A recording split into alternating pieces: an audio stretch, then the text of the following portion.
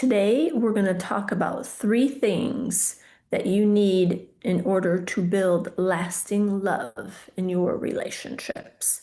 So, I might even get over three, huh? Because you know me. I give and give and give until I feel that I've given everything in the moment. So, the three things, and there might be more, okay? Let's start with number one.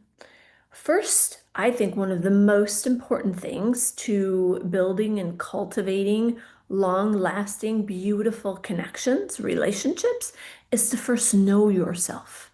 I think that is something that many people miss, many people don't talk about, many people don't even understand how important it is.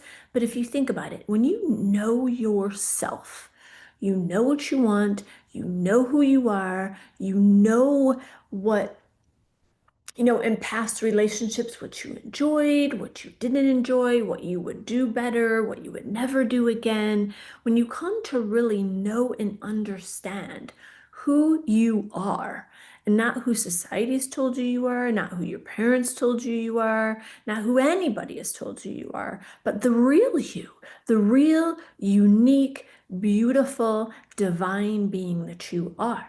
When you've come to fully understand that, I think the Greeks said it once upon a time, know thyself. This is essential for any healthy relationship. It is imperative. So that is number one.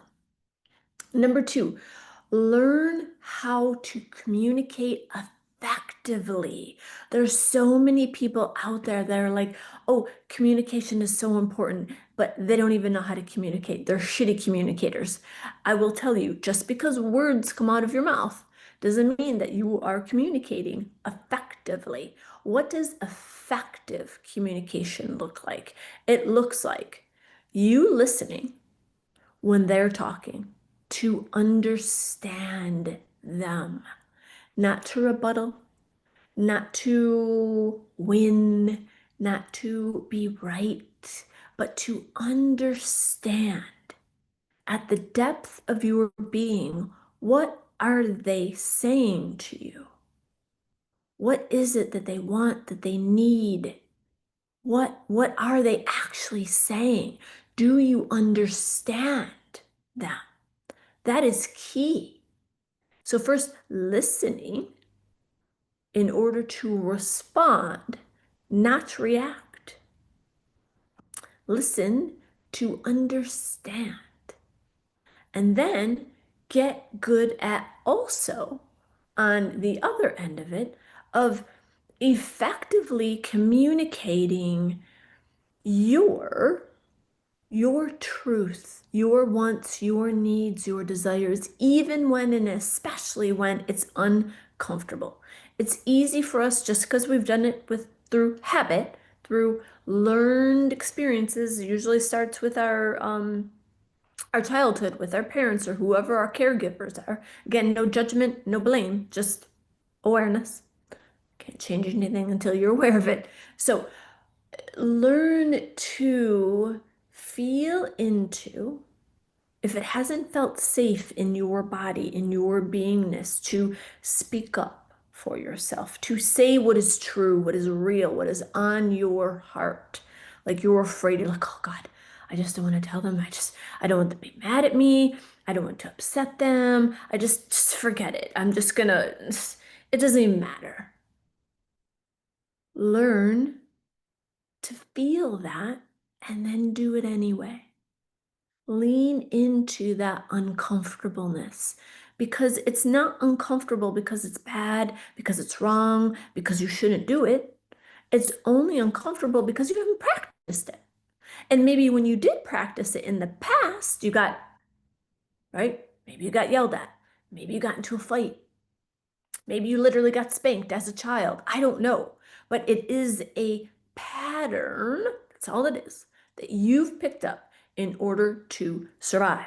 Well, you're not in relationships to survive, my friends. You're in relationships to thrive. Otherwise, why be in it?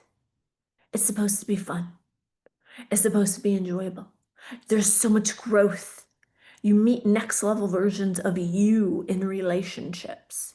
So Be that one who leans into the discomfort of, oh, I really don't want to say this thing. This makes me so uncomfortable, and I'm not sure how they're going to take it. And what if they judge me? And what if, what if, what if? What if you feel more seen than you ever have in your whole life? Because that's really what it gives you the opportunity to do, to feel safe, to feel seen, to feel heard for once, and then forevermore. But if you're not brave, if you don't kind of feel the fear and do it anyway, you'll never know. So those two sides of communication are essential for healthy relationships, for deep connections, for lasting, hot, happy, healthy is what I like to call them relationships. Okay. A third one, there's more, but the next one that comes to my mind is have each other's back in a couple different ways. Okay. What I mean by that first is not, always be there and always be their cheerleader or their support, even when they're not being their best self. Often doing this comes from a place of calling them out with love, calling them out with love. Being the one that's like, hey, babe, you know what? When you did the thing, like, I know that there's better in there, right? When you're in I mean, this is really the truth of like power couples. When you're in a connection, a dynamic, a relationship that is good for you and is good for them, it causes the two of you to level up. Imagine this is the two of you. It causes you two to level up, to continue to be the best version of you. They're your greatest cheerleader. They're your greatest support. And in that cheerleading and in that support is also a healthy dose of calling you out on your bullshit. Let's just be honest. With love. With love. That's the key. Not the ridicule, not the controlling, not the belittling, not the bitching, the nagging, the putting you down, the name calling. No, no, no. That is no support. That is toxic. That is unhealthy. And if you're in it, get out. Okay? Truly. But when you're with someone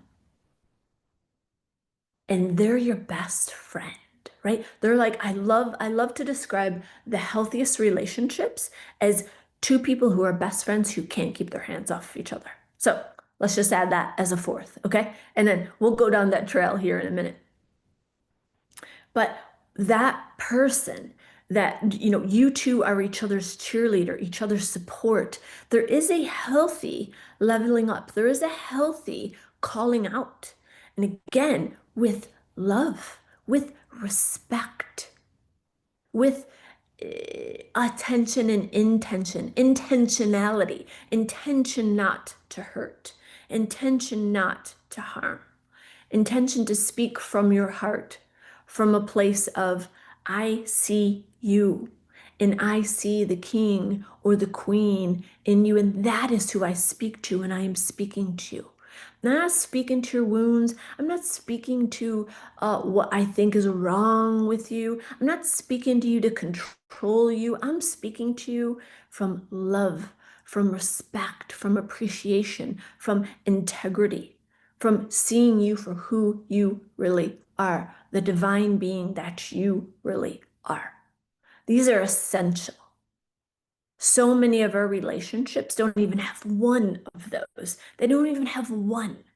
Imagine if you got into a relationship and you had all three. It would be like something you've never experienced before. It would be beautiful. It would be the way it's supposed to be. It would be the way it's supposed to be. Now let's go down to the path of the next one since I brought it up. Let's do four. Best friends who can't keep their hands off of each other. How awesome is that?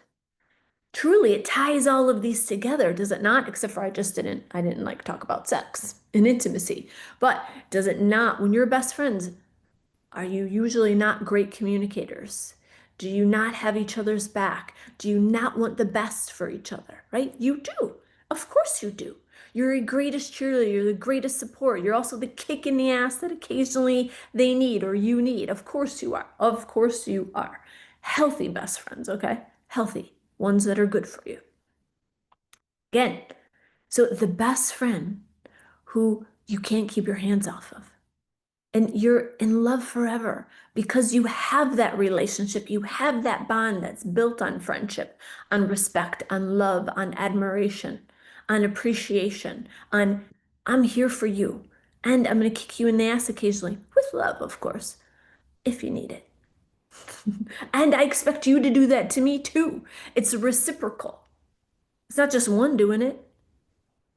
And sex, intimacy, touching, hand holding, caressing, massaging, loving, like hours long sexcapades, many times a week, at least once a day. That's up to you guys, okay? I'm not going to tell you how often you should be having this. It's totally going to be up to you guys. But if you are not, here's the thing, okay? Healthy relationships have lots of sex, because it's healthy to have lots of sex. It is healthy. It is natural. It is part of your life force energy. When you feel good, when you are healthy, mind, body, and soul, you are wanting and you are in a loving relationship, you are one to express that love. Part of expressing that love is sex, is intimacy, is touching, caressing, massaging, wanting to be inside of each other, wanting to consume, devour each other, wanting to please each other, wanting to pleasure each other, wanting to take each other to each other's edges of ecstasy, of bliss, of pleasure, of orgasm. This is natural. This is good.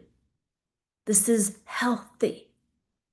So I'll leave it at that. I did 4. Find all 4, friends. Find all 4. And even more importantly, I'll change that language because you don't find, you become. So a key to having a relationship like that is to start to cultivate a good relationship with yourself.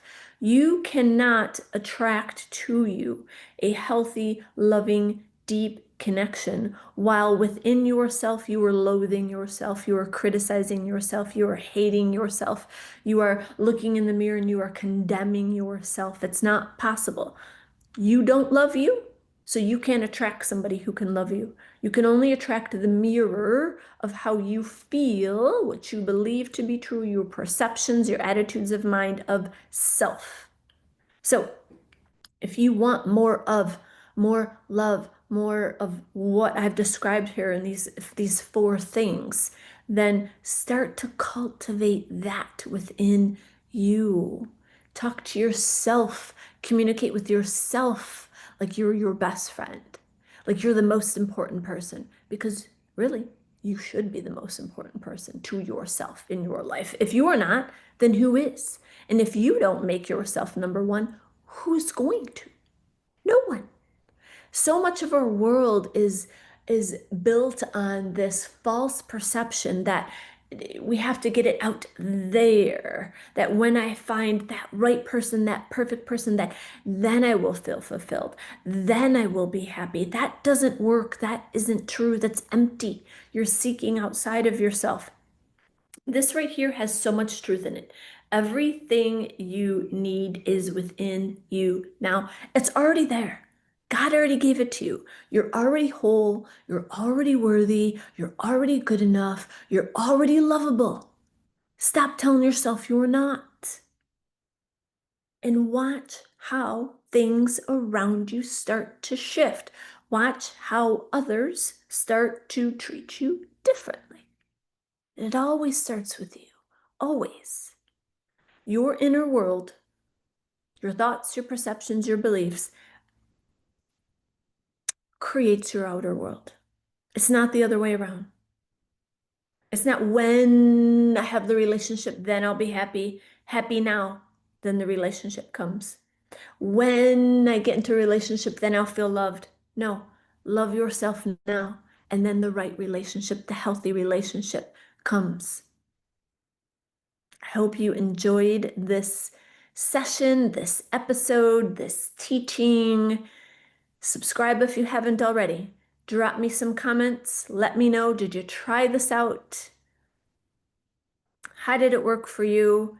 Give me anything else that you might want me to talk about or you might want me to teach. And until next time, my friends, I love you all. Bye-bye.